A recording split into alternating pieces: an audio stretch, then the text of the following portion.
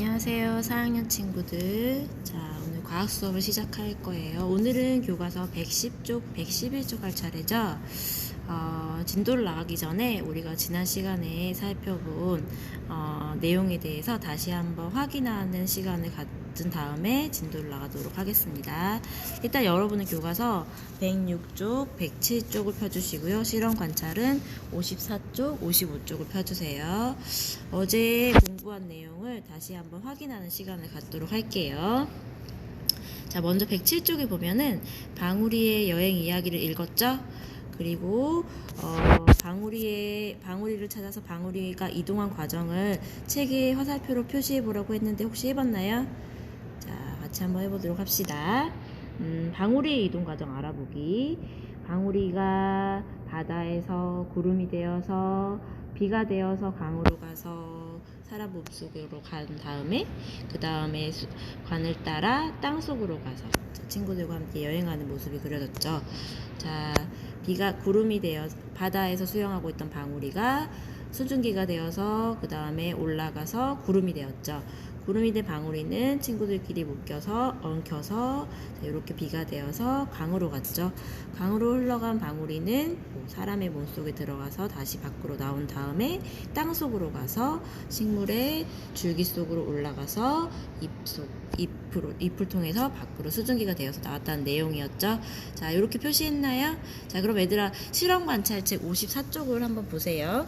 자, 1번은 친구들과 비교해 보라고 했는데 비교가 불가능하니까 이건 넘어가도록 할게요.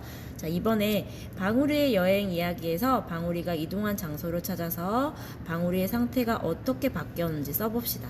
자, 먼저 바다에 있던 방울이가 수증기가 되어서 공기 중으로 가서 다시 구름이 되는, 즉 응결되어서 물방울이 되었죠.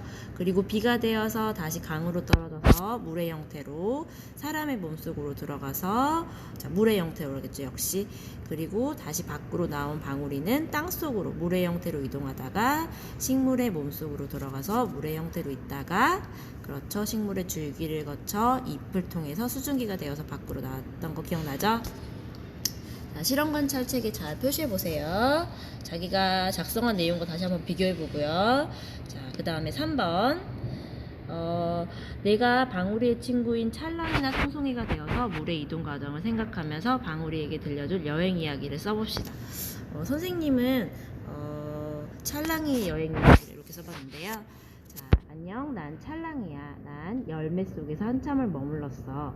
어느 날 사람의 입속에 들어가 긴 관을 따라 몸속 구석구석을 여행하고 몸 밖으로 나와서 변기를 지나 점점 깨끗해진 나는 강으로 이동했고, 강에서 온몸이 따뜻해져서 하늘 위로 올라가서 구름이 되었고, 그리고 또다시 친구들의 손을 잡고 땅으로 내려왔어.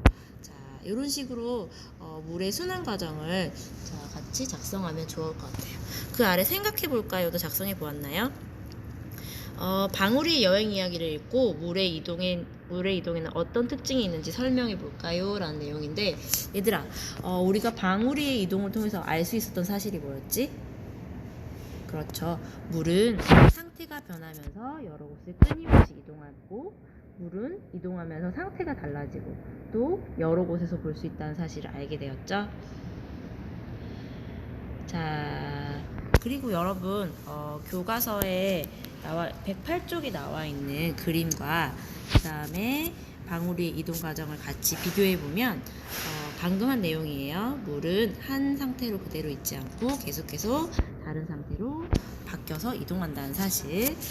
자, 그러면 우리가 이 지난 단원에서의 핵심은 뭐였냐면 물의 순환에 대해서, 물의 순환이라는 단어가 핵심인데, 물의 순환은 뭘까요? 그렇죠. 물은 상태가 변하면서 바다, 육지, 공기 중, 그 다음에 생명체 등 여러 곳을 끊임없이 돌고 도는 과정을 순환이라고 해요. 그러면 물의 순환 과정을 통해서 알 수 있는 것은 무엇일까요? 물은 상태가 변함없이 상태가 변하면서 끊임없이 순환하지만 지구 전체의 물은 계속 순환하기 때문에 양은 변하지 않는다는 사실을 알게 되었습니다. 그래서 우리가 물의 순환에 관련된 간단한 실험을 교과서 109페이지에서 영상을 보고 해봤는데요. 자, 처음에 얼음 조각을 컵에 넣고 지퍼백으로 묶은 다음에 이것을 3일 동안 관찰하는데 얼음을 넣은 장치를 무게를 재고 그 다음에 3일 후에 얼음이 들어있던 장치 그대로 가져다가 무게를 비교해 봤더니 어땠었죠? 요거는 우리가 직접 실험한 내용은 아니지만 실험 관찰책 몇 페이지죠? 실험 관찰책 56쪽을 같이 작성해 보면 좋을 것 같아요. 처음에는 무게가 97.6g, 3일이 지난 뒤에도 97.6g이래요. 그리고 3일 동안 관찰한 내용을 적어보라고 했는데 간단하게 간략하게 보기만 하세요. 자, 이런 식으로 지퍼백 안에는 처음에는 물방울이 맺혔고 그것이 아래로 흘러내려왔고 플라스틱 컵 안에서는 얼음이 있었는데 그것이 물방울로 바뀌었다는 거 간단하게 이 정도만 알면 될 것 같고 3일째에는 이런 변화가 관찰되었다는 거. 하지만 3일 전이나 3일 후나 그 안에 상태만 변화했을 뿐 전체적인 물의 양은 변화하지 않았다는 거. 그램 수는 그대로 유지됐다는 사실을 알 수 있었죠. 자, 그래서 생각해 볼까요? 밑에 실험 관찰책 56쪽 하고 있어요. 물의 순환 실험을 통해서 지구에서의 물의 순환 과정을 추리해 보래. 자, 우리가 어제 본 실험을 바탕으로 추리해 보면 플라스틱 컵 안에 있던 얼음이 녹아서 물이 되고 이 물은 증발해서 수증기로 그리고 지퍼백이 닫혀있기 때문에 그 안에 머무르다가 주변의 차가운 온도에 의해서 응결해서 다시 지퍼백 아래로 떨어졌죠. 이처럼 지구도 마찬가지로 물이 증발해서 수증기가 되고 이 수증기는 비나 눈이 되어서 다시 땅으로 내려오는데 이러한 현상이 계속 반복돼서 일어난다는 사실을 알 수 있었습니다. 자, 그러면 한번 정리해 볼까요?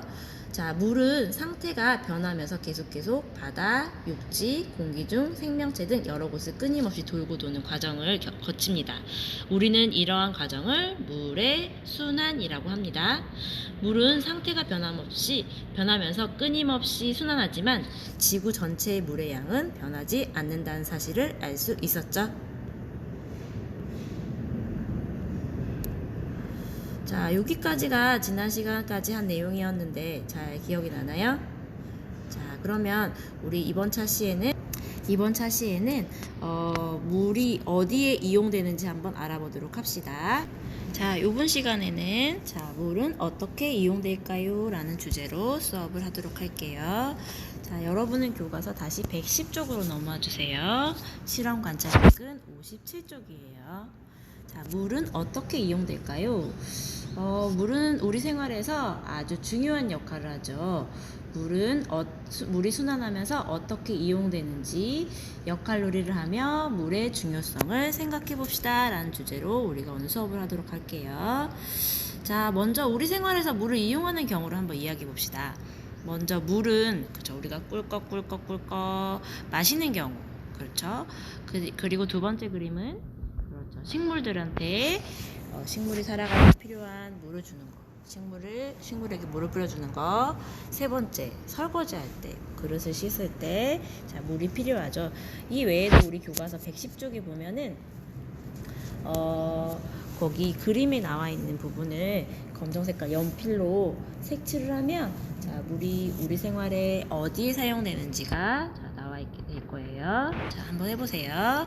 그래서 오늘 이 시간에는 물이 순환하면서 다양하게 이용되는 경우를 찾고 이렇게 물이 순환하면서 생활에 다양하게 이용되는 것을 통해서 물이 중요한 까닭을 설명할 수 있도록 진행을 해보도록 할게요. 자, 우리가 한번 사용한 물은 없어지지 않고 돌고 돌아서 언젠가는 우리가 다시 만날 수 있어요. 우리가 마신 물은 도대체 어떤 여행을 하게 될까요? 우리가 꿀꺽꿀꺽 먹으면 그 물이 우리 몸속으로 들어가겠죠. 몸속으로 들어간 물은 우리 몸속에 필요한 영양분을 곳곳에 운반도 해주고 그리고 노폐물은 땀이나 오줌으로 밖으로 내보내지죠.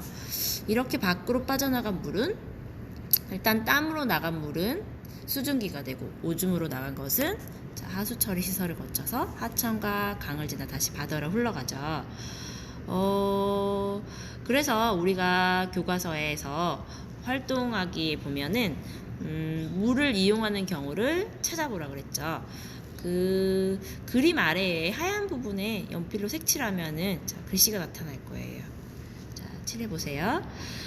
그 다음에 이것을 역칼로리로 하라 그랬는데 역칼로리는 할 수 없겠군. 역칼로리 한다는 가정하에 우리가 어떻게 물을 이용하는 방법이 물을 이용하고 그걸 표현하고 나는 어떤 역할을 맡으면 좋을지 한번 생각해 본 다음에 작성을 해보도 좋을 것 같아요. 자, 물을 이용하는 것 중에 우리가 실험관찰책 57쪽에 보면은 물을 이용하는 경우, 예를 들어서 식물에게 물을 주는 장면, 그런 장면을 연극으로 꾸미려면, 자, 농작물을 키우려고 물을 뿌려주는 장면을 연출할 수 있겠죠? 이런 과정에서 물은 어떻게 이동하는지 그 과정을 표현해보면 농작물에 뿌려진 물이 흙 속으로 가고 그 흙 속의 물이 식물의 뿌리로 흡수되고 이 뿌리로 흡수된 물이 쭉쭉쭉 줄기를 타고 올라가 식물의 잎에서 수증기 형태로 공기 중으로 나오겠죠. 여기서 내가 만약 식물의 뿌리로 흡수된 물이라면 그렇다면 나는 어떤 대사를 하면 좋을까? 나는 물이야. 식물에 흡수된 물이야. 자, 어떤 대사를 하면 좋을까? 쑥. 날 잡아당긴 느낌이 들어서 눈을 갑자기 감았다 떴는데 뿌리 속이었어. 그리고 잘 자랄 수 있도록 도와주기 위해서 줄기와 잎 끝까지 여행하겠어. 친구들 안녕. 뭐 이런 식으로 작성하면 되겠죠? 자, 각자 작성을 해보고요. 자, 그러면 이렇게 물을 이용하는 경우를 떠올리면서 물의 중요성. 얘들아, 물은 중요하죠? 우리 주변 곳곳에서 물을 사용하지 않는 곳이 없어요. 물의 중요성을 한번 실험관찰책 57쪽에 정리하면 좋을 것 같아. 선생님은 이렇게 적어볼래. 물은 우리 생활에 다양하게 이용하니까 중요하다. 물은 식물을 잘 자라게 하니까 중요하다. 물은 동물의 몸속을 순환하면서 생명을 유지시키므로 중요하다. 이런 식으로 작성하면 될 것 같아요.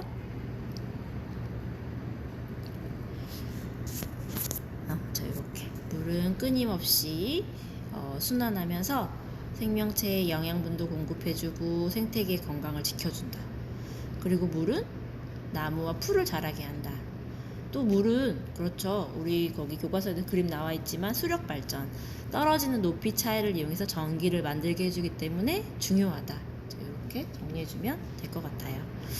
자, 이렇게 해서 오늘은 물의 순환을 이용해서 물이 계속 어디에 이용되는지, 그리고 그런 이용되는 물이 얼마나 중요한지에 대해서 학습하였죠.